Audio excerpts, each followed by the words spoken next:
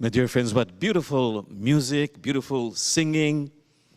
There's a wonderful Islamic spiritual saying that music is the sound of the spheres. And we have been part of this harmony before. And all this music and singing, treble and bass keeps our remembering fresh. My friends, today I'm going to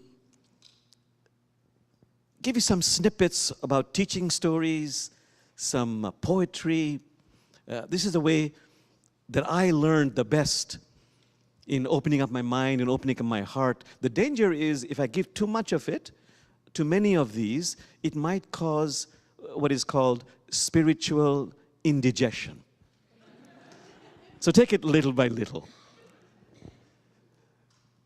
So for me, the biggest story was actually in 1991. This is a personal story when my parents, both of them, it's a long story, they both died tragically. And what splashed in my heart was, it really made me move, besides my grief, from a knowledge of the tongue to a knowledge of the heart.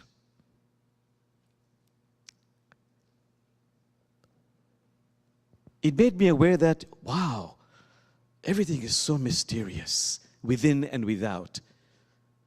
Not from a knowledge of the tongue, but from a knowledge of the heart, even fractionally.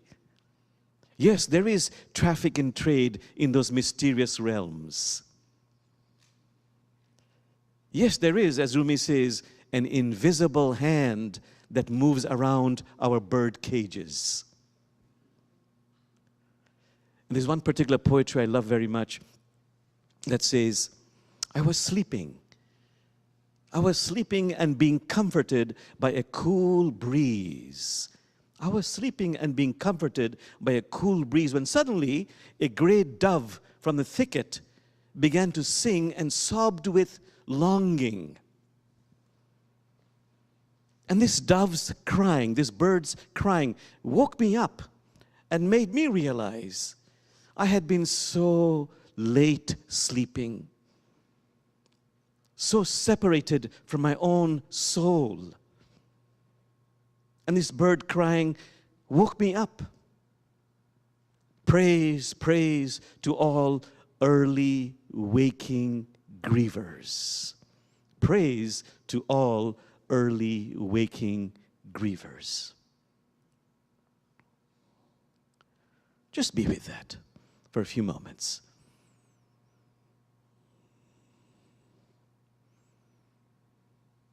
Hafiz, that 14th century sage, says, when these things happen, his poetry is, something missing in my heart tonight, something missing in my heart tonight has made my eyes so soft, my voice so tender, my need for God absolutely clear. Something higher than human personality. Call it whatever you will, spirit, divinity, truth, justice.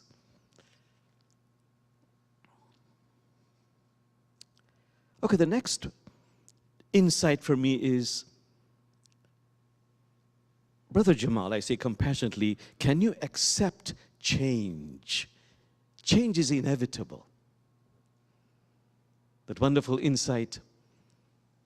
When autumn comes, no leaf is spared because of its beauty. When autumn comes, no leaf is spared because of its beauty, no flower because of its fragrance. Can I be present with the inevitable changes in my life? That wonderful Indian poet Tagore says, you know, if at nighttime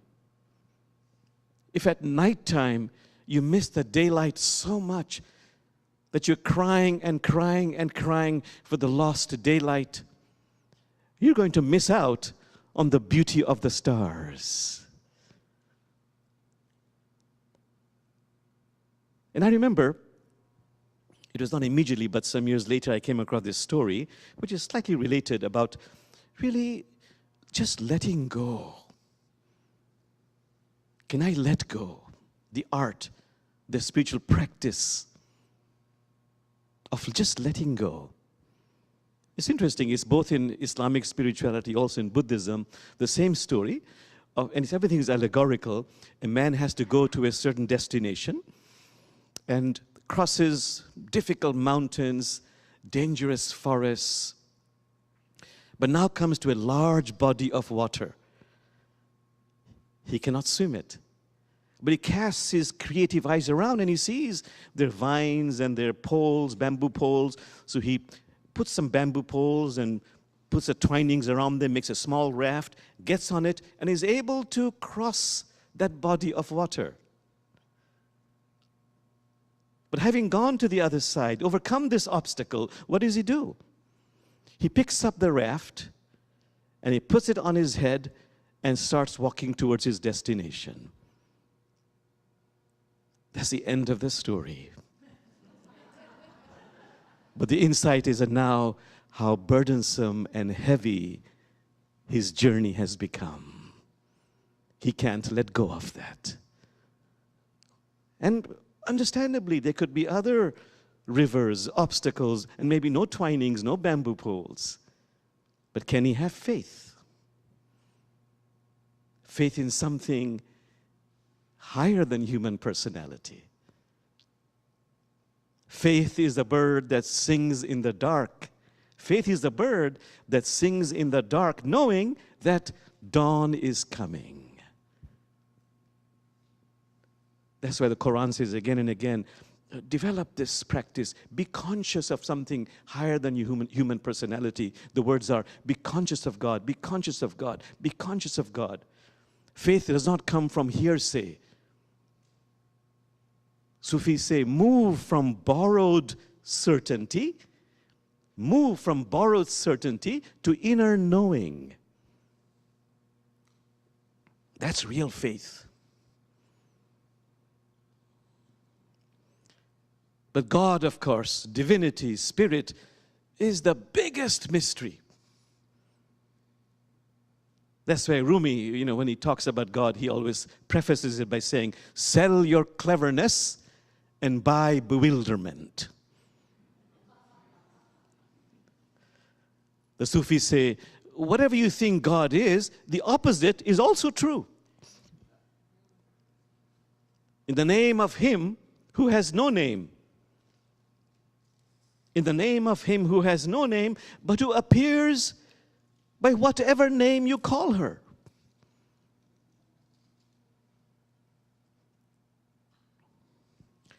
Rumi has this poetry.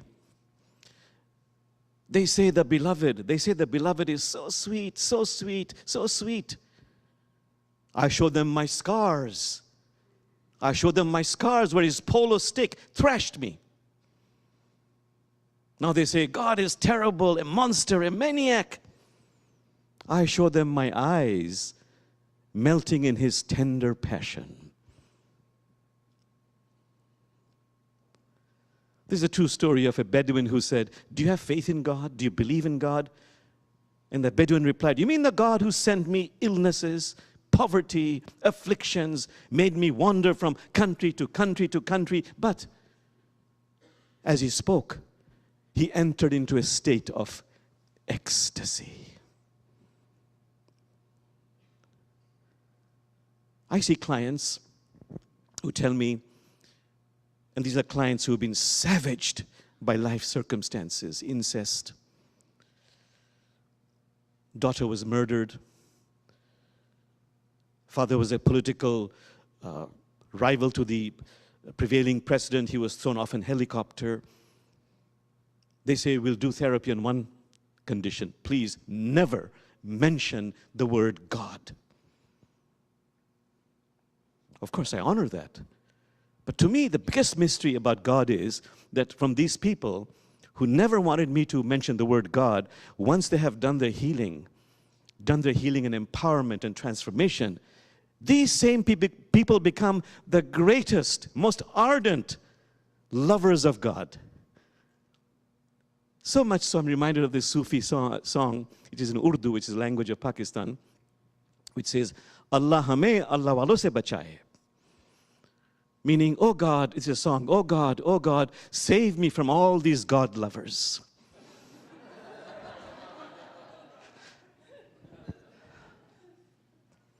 My friends, some other insight for me as I began to open up a little bit more, the difference between form and essence. The difference between pleasure and bliss. I have repeated the story of the mythological mullah through whom many truths are conveyed. He's mythical, but he has many grave sites, the mullah. And there's one in Turkey, which I love because it's a large tomb, and as you approach his tomb, there's a huge forbidding door, and there are chains and padlocks and keys around the door, but there are no walls around it. And there's an inscription of Rumi that says, whatever plans you make, no matter what plans you make, no matter how much riches you acquire, no matter what plans you make, how much riches you acquire, the thief will come from the unguarded side. Therefore, focus, invest, concentrate on that which can never be stolen. Love, compassion, beauty, justice, humanity.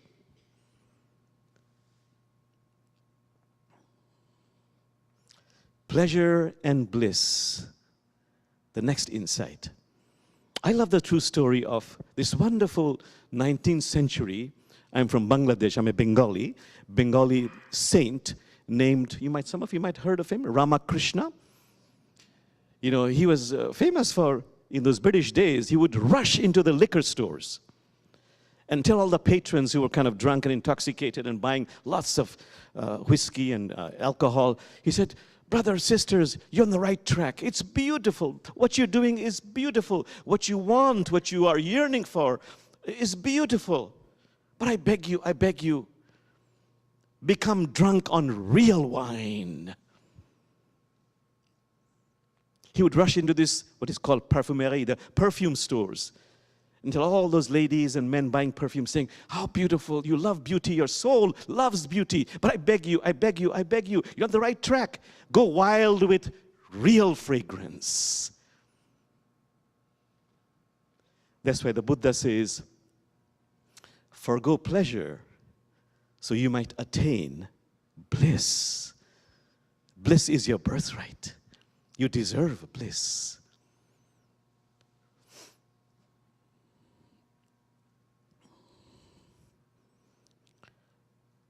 So once there's a little bit of a fractional awakening, one begins to question, why am I here? And all the traditions say, and this begins to resonate within, one primary reason is you might become a more complete human being. And so there's a feeling from within, I want to become more Christ-like, more Allah-like, more Buddha-like, more Elohim-like. It boils up from within. I realize even fractionally that I'm so invested and connected to my personality, which is nothing more than a bundle of conditioned reactions to life's circumstances. But I'm much more than that. Within me is a divine spark. My Christ nature, Allah nature, Buddha nature, and I yearn to connect with that. Rumi says, Jamal, you know the value of every article of merchandise. But if you don't know the value of your own soul, it's all foolishness. You have no idea who you are. You're so foolish. This wonderful mullah story of a scholar who comes to the mullah and says, Mullah, I've heard that you can give me insights beyond what scripture can impart. He says, yes, you can study with me on one condition. You follow to the letter whatever I say. Agreed. Mullah says the first week's assignment is, you go in the marketplace, in the bazaar, you get on your knees, turn your head to one side, stick your tongue out, at the same time do a whistle for 3 minutes. He said, are you sure? He said, yes, you said you would follow. So after a week, the scholar comes back. He is furious. He says, I felt like everybody was laughing at me. I felt like a complete idiot, a fool, an absolute fool. Mullah says, wow, for 1 week's work, that's a fantastic revelation, wouldn't you say? We are so foolish. We keep on parroting words, the Christ nature is within me, but we fail to connect with it. We fail to do the work of aligning ourselves with that. Rumi says, this is a condition, knee deep in water, and yet begging for a sip of water from every passerby. Basket full of bread on my head and knocking on every single door in the neighborhood, begging for a crust of bread. The lines which I love from Rumi, telling each one of us, you are a ruby in the midst of granite. How long will you continue to deceive us? You are a ruby in the midst of granite. How long will you continue to deceive us? For we can see the look in your eyes. So please return to the root of your real self. So I remember in my case, many decades ago, I wanted so much to start practices. And of course, all the traditions say, can you practice silence? Like we did so beautifully. Silence. I love the story. Someone asked the Buddha, what do you gain from silence, from meditation? What did the Buddha say? Nothing at all. And there was a surprise. Why are you making us do this? Day after day, week after week, month after month, year after year. He said, you gain nothing at all, but let me tell you what you lose. You lose your fear. You lose your anxiety. You lose your neuroses. Your fear of death, of sickness, by practicing silence. Islamic spiritual sayings. Silence is not the absence of sound. Silence is not the absence of sound. It is the absence of the little self. Silence, says Rumi, is the language of God. Everything else is a poor translation. I love his poetry. Therefore, Brother Jamal, be silent. Be silent so that the Lord who gave you language may speak. Be silent so that the Lord who gave you language may speak. For as he fashioned a door and a lock, he also made a key. So yes, practicing silence. The metaphor I like the best also, just to remind me, is we're like fish, metaphorically, on the banks, thrashing and quivering on the banks. And we desperately need from time to time to dive into those oceans of silence. And then as you make time to do these practices, there are many practices. For example, I love the simple practice, and keep it simple. Keep it simple. The practice of gratitude. You know that. So for me, as often as I can, I touch my heart. I touch my heart as often as possible in gratitude. I repeat again, keep your practices simple. I love the story of a Bedouin who went to the Prophet Muhammad, peace be upon him, and said, Sweet Muhammad, it's become too complicated for me. Just give me one practice. And his famous answer was, sure. And your practice is, he said, keep your tongue forever moistened with the name of Allah. Allah, Allah, Allah. Could be Jesus, Jesus, Jesus. Just repeat it again and again and again and again. That sacredness has power.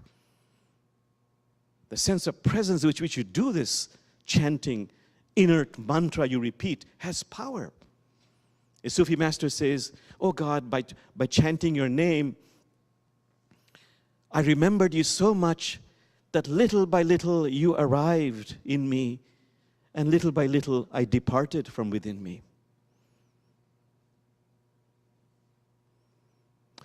Another simple practice I share in all my classes, Prophet Muhammad, he said, make everything in your daily life a prayer. So as he would pass through a door, he would simply in his heart say, oh God, open to me the doors of thy mercy. So as I was driving here, I made it a prayer. Oh God, please always steer me in the right direction. If it's too hot, I will take my coat off. Oh God, please help me peel off layers of my ego. But what happens if I put my coat on? Oh God, please make this a mantle of divine protection. Every time I telephone, I always pray, oh God, please connect me soul to soul of the other person. And so on and so forth. Another simple practice you can do is a very simple Sufi practice. Whoever you meet, whatever you connect with, send light and love from your heart. It opens up all your chakras. Just as I'm talking to you, just as a matter of habitual practice, making an intention to send out light and love. And if with practice, over time, you'll palpably feel something within you pouring out of you. And the more light and love you send out, the more light and love you become filled up with. Okay, let me hurry up. I'm seeing my time is moving. So, being present. I simply want to repeat the story again. I've said it at least 5 times here. It's in several traditions. Let me go with the Buddhist tradition. A monk has a toothache. I don't know if you've had a toothache. It feels terrible. And the monk says, if only this toothache went away, I'd be so happy. And I know that's true. I've had it twice. So he turns to each one of us and says, do you have a toothache? Do you have a toothache? Do you have a toothache? Do you have a toothache? Why aren't you happy? It's because you don't realize this very moment is a non-toothache moment. I love that saying by Thich Nhat Hanh.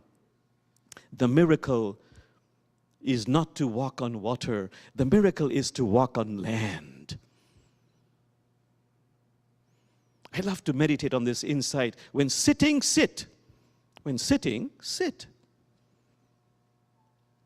When walking, walk. When sitting, sit. When walking, walk. Above all, don't wobble.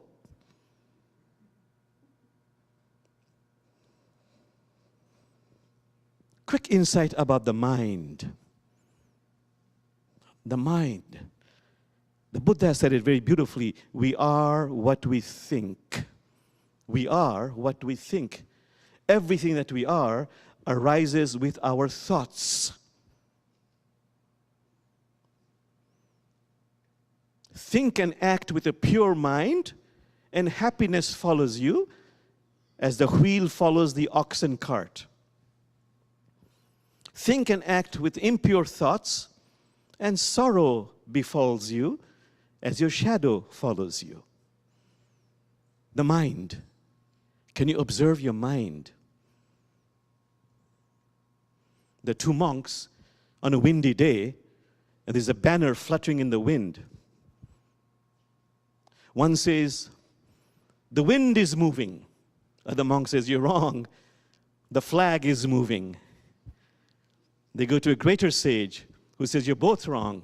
The mind is moving.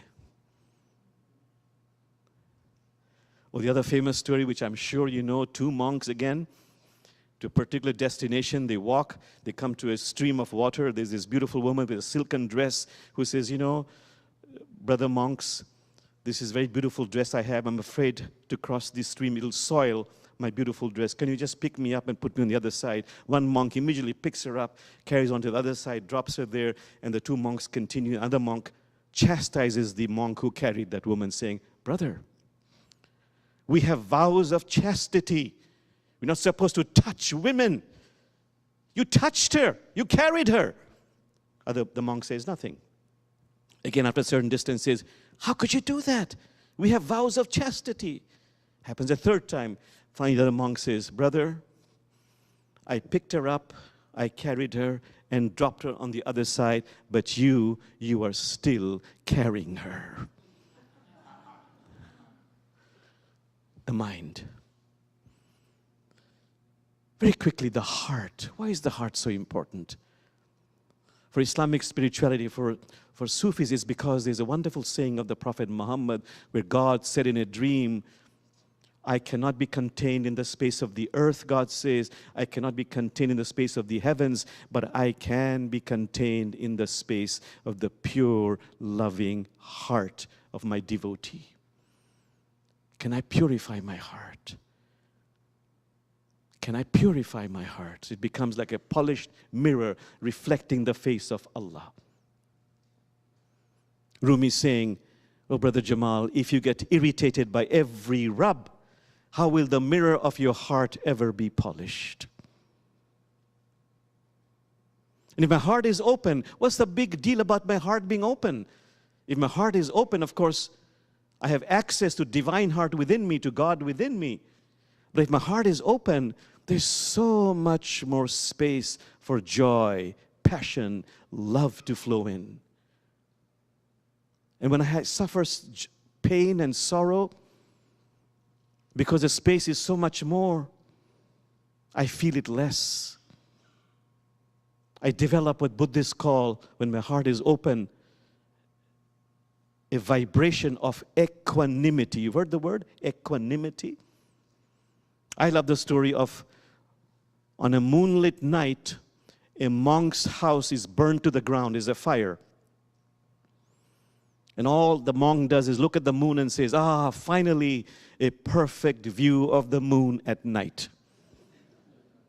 Okay, I'll bring it to an end. Just one word about service is critical. We have to be of service. To be a lamp, a lifeboat, or a ladder, because this is really a yearning of the soul. And every time I come here, I quote Tagore, who says, I hope some of you can remember this and say it with me. I slept and dreamt that life was what? Life was joy. I slept and dreamt life was joy. I awoke and found life was service. I served, and lo, service was joy. Okay, and now for sure, the last point. Passages. So let me just have some wonderful poetry which my heart remembers all the time. Travelers, it is late. Travelers, it is late. Life's sun is going to set. In the brief moments you have time, please spare no efforts of your wings. For you, what is left unsaid, undone? Don't wait, do it now. Childhood, youth, maturity, and now old age. Every guest agrees to stay 3 days, no more. Master, you asked me to remind you. Time to go. And now it's my time in this part of my life. I think about it. It's time to go. It'll happen just by natural progression. Am I scared of heaven and hell? I love the imagery of that beloved female Muslim saint, Rabia. This is a true story. She would go to the streets carrying a pail of water and a torch of fire. And she would say, I'm going to pour this water on the fires of hell, quench the fires. And with this torch, I'm going to put heaven to burn all the sensual pleasures of heaven. Is this a way to live? Fear of hell? Lust for heaven? Our famous saying, oh God, if I worship you for fear of hell, burn me in hell. If I worship you for the lust of the pleasures of heaven, bar me from its gate. But if I worship you for your own sake, please begrudge me not your everlasting beauty. And Judgment Day, Mullah laughs and says, what is this, God? You asking me what I did, what I thought. You know each and every single nanosecond thought of mine I've had, every single thing I've done. You created me. So Mullah says, my prayer to you is this, God. Oh God, plead on Judgment Day, plead on my behalf with yourself. And do what is worthy of you, not what is worthy of me. And the last poem for sure now. How marvelous was the way you quit the world. This is a famous saying of Rumi. How every death is beautiful. How marvelous was the way you quit the world. The way you ruffled your feathers and breaking free of your cage, you took off for your soul's world. A love-sick nightingale. A love-sick nightingale among owls. You caught the scent of roses and flew to the rose garden. Thank you so much.